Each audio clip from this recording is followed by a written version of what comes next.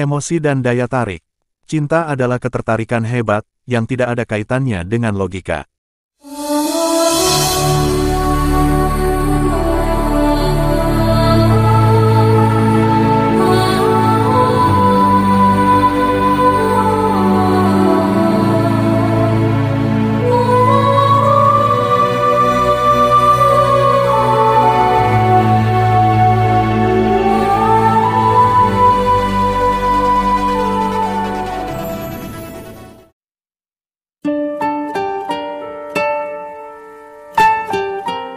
Kita segera akan memasuki zona yang bergelombang, di mana sejarah kehidupan manusia, banyak yang menderita dan bahagia karena cintanya.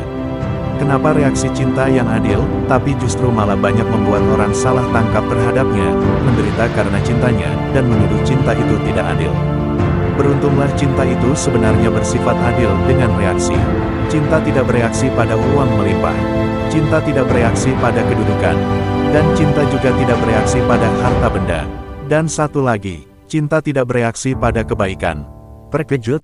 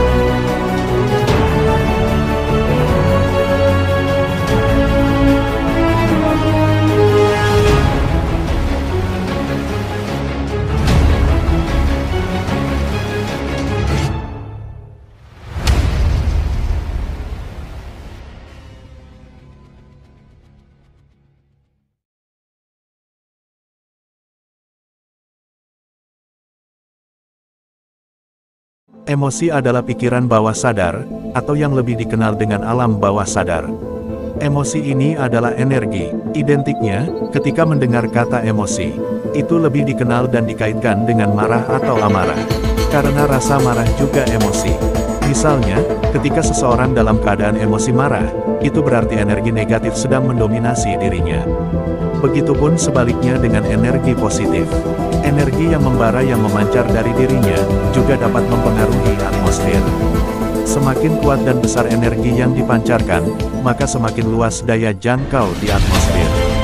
Ini juga sebenarnya dapat mempengaruhi hewan-hewan di sekitar, benda-benda, serta tumbuhan. Emosi marah ini sebenarnya ada pada tingkat level energi rendah, karena marah, lazimnya adalah energi negatif, dan energi negatif ini berada di bawah level emosi positif. Meski begitu, energi negatif lebih mudah tumbuh pada siapapun dan dalam keadaan apapun, misalnya, cemas akan masa depan. Prasangka buruk, bingung, bimbang, ragu, galau, malas, ngantuk, muram, murung, kesal, tidak sabaran, egois, angkuh, sombong, atau pikiran negatif lainnya. Ini semua perilaku energi negatif. Ilmuwan David R. Hawkins, dalam bukunya, Power vs Force, mengungkapkan pengetahuan hasil riset yang ia pelajari selama 20 tahun penelitian, menghasilkan sebuah skala tingkat kesadaran manusia. Skala yang bisa menjadi gambaran peta kehidupan manusia dalam tingkat kesadarannya.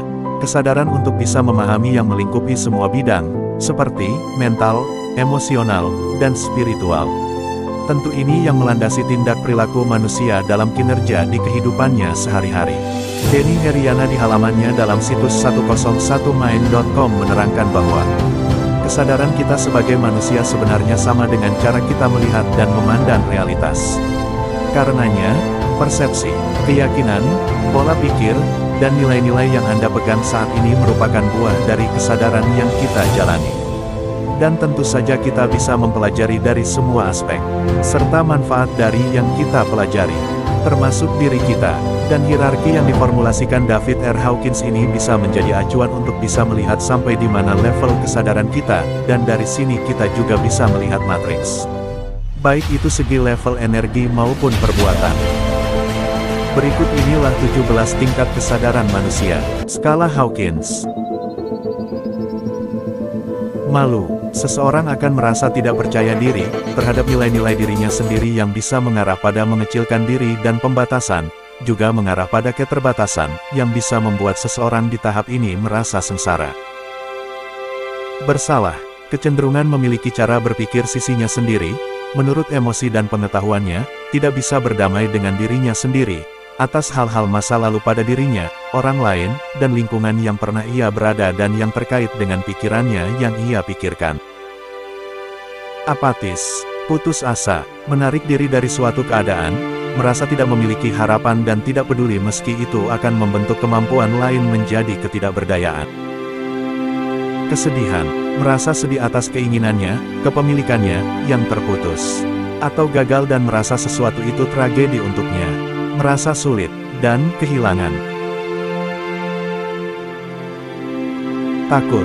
Dunia seakan hanya ancaman dan bahaya, berpandangan setiap orang bisa jadi masalah yang bisa ditimbulkan kapan saja.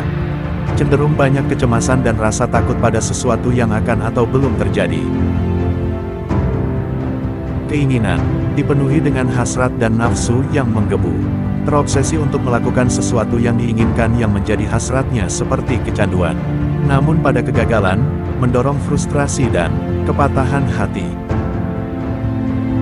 Marah. Dapat mengarahkan seseorang pada pembalasan, ketidaksukaan dan kebencian. Bangga. Kejunjungan terhadap suatu hal atau hasil yang bersifat kemelekatan, tidak utuh. Karenanya, bisa jadi arogan dan meremehkan orang lain. Berani. Langkah pertama dalam kebangkitan fundamental. Titik balik perubahan diri dalam situasi dan kondisi, dari tingkatan sebelumnya di bawah 200, ini merupakan titik awal pengembangan dan pemberdayaan diri. Mungkin di dalamnya masih ada kemungkinan arogan, tidak ada harapan dan masih ada rasa marah. Tetapi pada titik ini, ia memiliki cukup kekuatan untuk mengatasinya.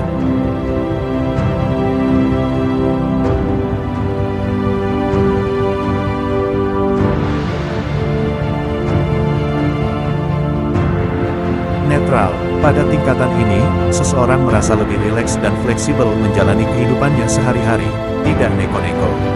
Menikmati hidup, merasa damai dan percaya diri. Kemauan. Jauh lebih baik lagi.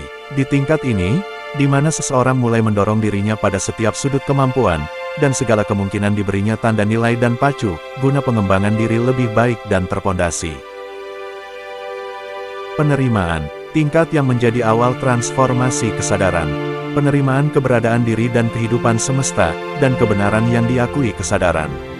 Mulai proaktif, menyadari bahwa sebagaimanapun apapun diri kita lah sumber penentu untuk kemana dan tujuan kebahagiaan.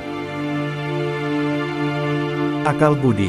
Pada tingkatan ini, seseorang lebih luas pikiran dan hati, menjadikannya lebih berarti dan lebih besar hati. Tidak hanya keluarga dan lingkungan sekitar, ia juga ingin membagikan apa yang ia bisa kepada dunia. Perasaan dan pikirannya terhubung pada dunia luas seperti refleksi cermin pada pandangan, bisa berpikir lebih jelas dan rasional. Cinta. Di tingkat ini seseorang bisa mengalami perasaan atau emosi yang kuat. Bisa diartikan tidak terjadi ketika emosinya tidak menyentuh ranah ini. Di tingkat ini juga seseorang akan diarahkan oleh kekuatan yang besar, intuisi yang kuat, serta pengalaman dari perasaan yang menggugah, untuk dirasakan atau disampaikan.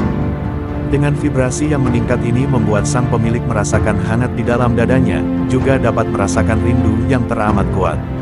Banyak musisi, penulis atau seniman lain yang menciptakan sebuah karya dari kecintaannya atau tentang cinta orang lain, yang telah menginspirasinya yang dari karya-karyanya juga mampu membuat seseorang terbawa emosi. Seseorang yang terserang cinta, akan memiliki perasaan yang kuat, dan mampu memicu kekuatan-kekuatan lain pada dirinya yang positif, seperti pencerahan, merasakan dia yang baru, dan mampu melihat perspektif yang lebih baik, bahagia, menyenangkan, nyaman, dan merasakan rindu. Ini yang membuat seseorang enggan berpisah dengan yang dicintainya, terlebih yang sudah terlanjur sayang pada seseorang yang dicintainya, yang jika dipisahkan akan tersiksa batin. Sebenarnya ini mencintai dirinya sendiri, perasaannya, yang terkait dengan seseorang, yang sebenarnya karena seseorang itu telah memicu perasaan cintanya. Perasaan ini menurut para sang ahli di bidangnya adalah emosi, dan emosi ini yang disebut naluri. Para ahli mengungkapkan ada 5 jenis naluri pada seseorang, yang dimana jika seseorang mampu memicu salah satu naluri utamanya ia akan tertarik dan jatuh cinta. Ilmu pengetahuan ini menjadi harta karun penting yang ditemukan sekaligus menjadi landasan para psikolog besar dalam dan luar negeri. Yang juga menjadi kunci kendali dalam perihal hubungan antar manusia. Perihal ini juga bagian yang digunakan sang ahli, seperti di video saya sebelumnya, dan menurut saya ia berhasil menjadi guru pertama, penemu, perangkum yang luar biasa. Tentu ia melatihnya setiap hari, sepanjang waktu. Ia sangat superior, ahli, dan bisa melihat matriks, proses terjadinya cinta. Bukan hanya itu, tetapi juga di semua aspek, sistem kerja, hubungan manusia. Orang yang memiliki kemampuan ini lebih teratur dan rendah hati, jujur, ia menjaga apa yang diucapkan mulut, sama dengan hatinya, sama dengan gerak tubuhnya. Karena ini hal yang harus dimiliki sebagai fondasi dasar bagi para penakluk. Bahkan jika Anda seorang high value man, atau menjadi bagian dari 1%-nya Indonesia, atau pria 100%-nya pria, Anda akan kagum dengan kemampuan ini. Atau jika itu Anda seorang high value woman. Karena ini tentang manusia, norma logika. Adapun rumus cinta, di mana tentunya sudah ada pada diri kita, seperti jiwa laki atau maskulin, jiwa perempuan, feminim. Kedua ini adalah pasangan. Tugas kita menemukan cara mengenal, menjalin hubungan satu sama lain, menciptakan harmonisasi, karena manusia pada dasarnya pengasih dan penyayang, pelindung dan pembela.